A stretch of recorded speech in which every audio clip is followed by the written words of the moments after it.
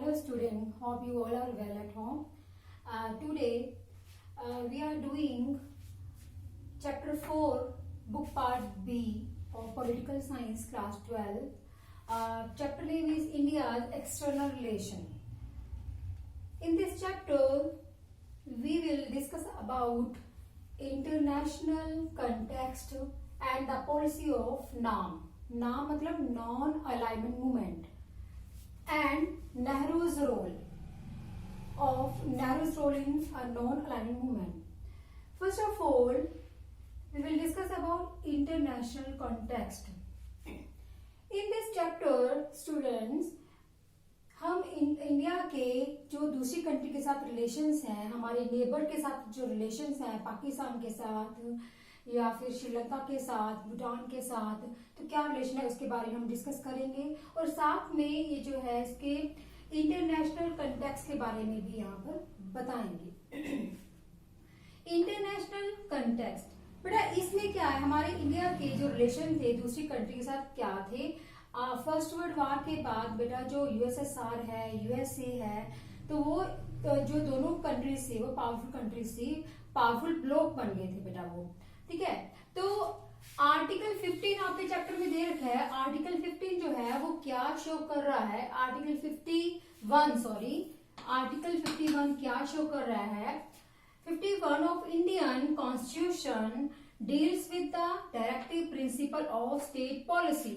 जो 51 आर्टिकल है ये किसके साथ डील कर रहा है, directive principle of state policy के साथ डील कर रहा है बेटा। इस पॉलिसीज के अंडर इन प्रिंसिपल्स का एम क्या था, ये जो आर्टिकल 51 था क्या प्रमोट करना चाहता था, क्या इसका एम था। पहला है first promote internal peace and security. पहला इसका एम था कि ये जो है आर्टिकल 51 के तहत जो है वो इंटरनल जो पीस है एंड सिक्योरिटी है उसको प्रमोट करना। सेकंड है maintain just and honourable relations between Nations. दूसरा जो है दूसरी कंट्री के साथ जो रिलेशंस हैं वो ऑनरेबल रिलेशंस हो, एक दूसरे की रिस्पेक्ट करे, इंडिया दूसरी कंट्री की रिस्पेक्ट करे, दूसरी कंट्री इंडिया की रिस्पेक्ट करे, ये मेंटेन करना था। And third is foster respect for international law and treaty. और मतलब एक जो भी कंट्रीज हैं तो एक दूसरी कंट्रीज के जो भी उनके लॉ है या फिर ट्रीटीज जो हम साइन करते हैं उनको अंडरस्टैंड करें, उनको उनकी भी रिस्पेक्ट करें बेटा, ठीक है। और नेक्स्ट है the policy of non alignment movement. अब ये जो पॉलिसी है नॉन अलाइनमेंट मूवमेंट के बारे में बात कर रहे हैं। NAM का जो फुल फॉर्म है नॉन अलाइनमेंट मूवमेंट है। ये जो किसने जो है इसको स्टार्ट किया था, जवाहरलाल नेहरू, हमारे फर्स्ट प्राइम मिनिस्टर जो थे उन्होंने इनको स्टार्ट किया था बेटा। इसके ऑब्जेक्टिव क्या थे नॉन अलाइनमेंट मूवमेंट के बेटा। फर्स्ट है to follow NAM, not to join either the military blocks and form by USA and Soviet Union. देखो बेटा पहला जो इसका ऑब्जेक्टिव था नाम का नॉन अलाइनमेंट मूवमेंट का कि इंडिया चाहता था कि मतलब कोई भी जो ब्लॉक है ना तो वो मिलिट्री ब्लॉक में शामिल हो। मिलिट्री ब्लॉक जो था वो यूएसए का था, यानी कि यूएसए ने एक ब्लॉक उसके ब्लॉक बनाया था NATO means non Atlantic treaty organization. इसकी फुल फॉर्म है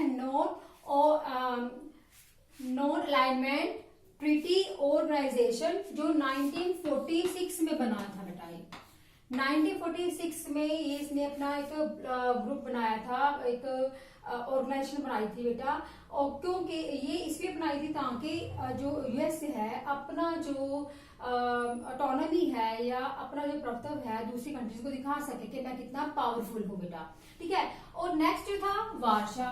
अब जो वार्शा था, वार्शा WARSHA, वार्शा पैक्ट जो था ये 1955 में क्रिएट किया गया था और ये यूएसएसआर के द्वारा बनाया गया था। तो दोनों जो कंट्रीज थी यानी कि यूएसए और जो सोवियत यूनियन जो बाद में अब रशिया कहलाता है बेटा, तो तो सोवियत यूनियन और जो यूएसए था, दोनों ने जो है एक ऑर्गेनाइजेशन बनाई थी। एक तो था नाटो बनाई थी यूएसए ने, और वार्सा पैक्ट जो थी बेटा वो किसने बनाई थी? यूएसएसआर ने, यानी कि सोवियत यूनियन ने। और ये 1955 में बनी थी और 1946 में बनी थी। तो इंडिया जो चाहता था कि ना तो वो मतलब कोई भी कंट्री जो है ना तो नाटो में शामिल हो, ये मिलिट्री ब्लॉक था, और ना ही वार्सा पैक्ट में शामिल हो, यानी कि सोवियत यूनियन के साथ शामिल हो। ठीक है। अब दूसरा क्या था? नाम का जो ऑब्जेक्टिव था, नॉन अलाइनमेंट मूवमेंट का जो ऑब्जेक्टिव था, सेकंड था to promote rapid economic development and maintain friendly relations with other countries. दूसरा नाम का जो एम था कि इस कंट्री मतलब इंडिया जो है दूसरी कंट्री के साथ, या दूसरी कंट्रीज है दूसरी कंट्री के साथ क्या करेंगे? फ्रेंडली रिलेशन बनाएंगे और दूसरी कंट्री के साथ, और रैपिड इकोनॉमिक डेवलपमेंट होगा, मतलब रैपिड इकोनॉमिक डेवलपमेंट करना और पीसफुल और फ्रेंडली रिलेशन बनाना दूसरी कंट्रीज के साथ। ये नॉन अलाइनमेंट मूवमेंट का मोटिव था बेटा। एंड थर्ड था the creation of the Indian national army, INA का मतलब है इंडियन नेशनल आर्मी, जो कि 1942 में बनी थी, फर्स्ट वर्ल्ड वॉर के दौरान बनी थी बेटा, by Netaji Subhash Chandra Bose during the second world war.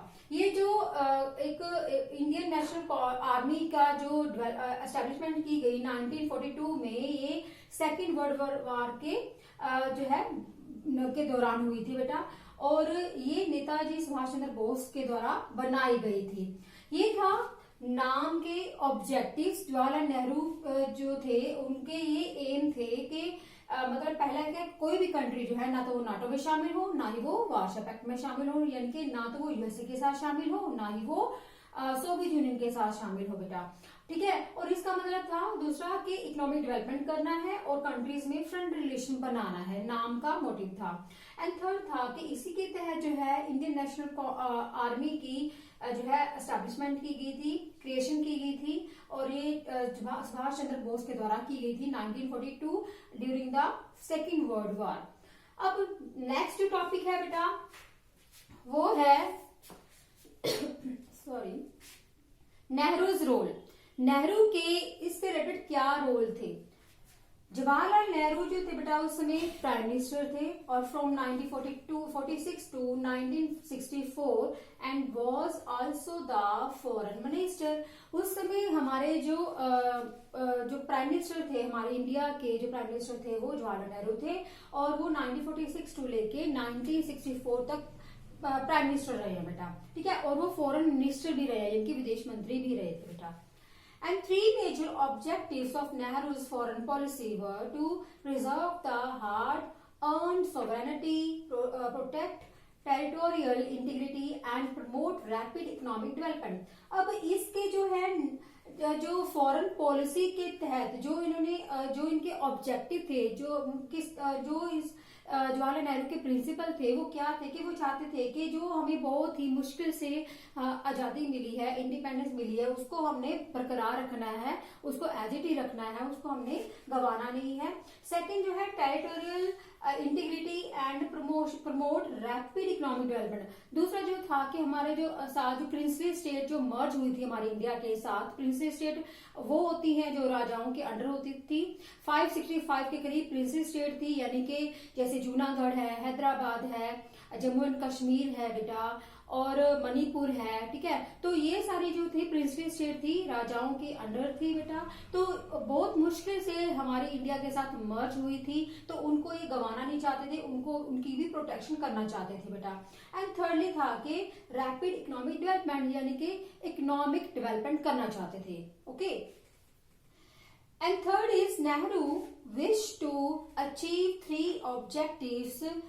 ये जो तीनों के तीनों ये ऑब्जेक्टिव थे कौन से थे? पहला कि to preserve the hard earn sovereignty and protect territorial integrity and promote rapid economic development. ये जो तीनों के तीनों ऑब्जेक्टिव थे वो जवाहरलाल नेहरू जो थे नॉन अलाइनमेंट के द्वारा ही कंप्लीट करना चाहते थे, यानी कि कंट्रीज में जो है फ्रेंडली रिलेशन बना के बेटा वो डेवलप करना चाहते थे।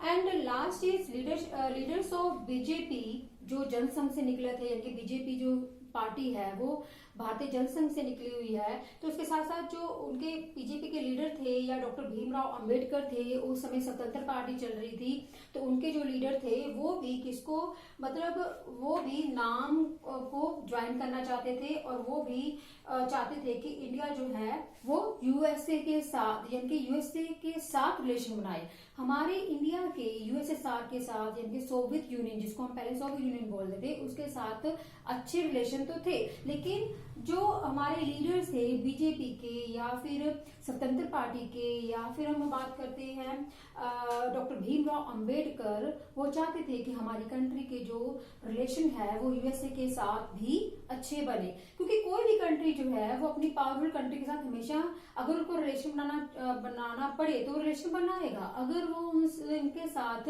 इंपोर्ट करना चाहे तो वो करेगा, क्योंकि उनको उनके साथ रिलेशन बनाने हैं और अपना ट्रेड को डेवलप करना है, अपनी कंट्री की इकोनॉमिक डेवलपमेंट करनी है। सो स्टूडेंट, हमने इस लेक्चर में जो चैप्टर 4 है, फर्स्टली हमने कंप्लीट किया internal context and policy of non-alignment movement and Nehru's role, यानी कि नेहरू का क्या योगदान था फॉरेन पॉलिसी में बेटा, ठीक है। एंड ये जो वीडियो है फर्स्ट वीडियो है, आफ्टर दैट नेक्स्ट वीडियो में नेक्स्ट टॉपिक करेंगे बेटा। Okay, bye and have a nice day.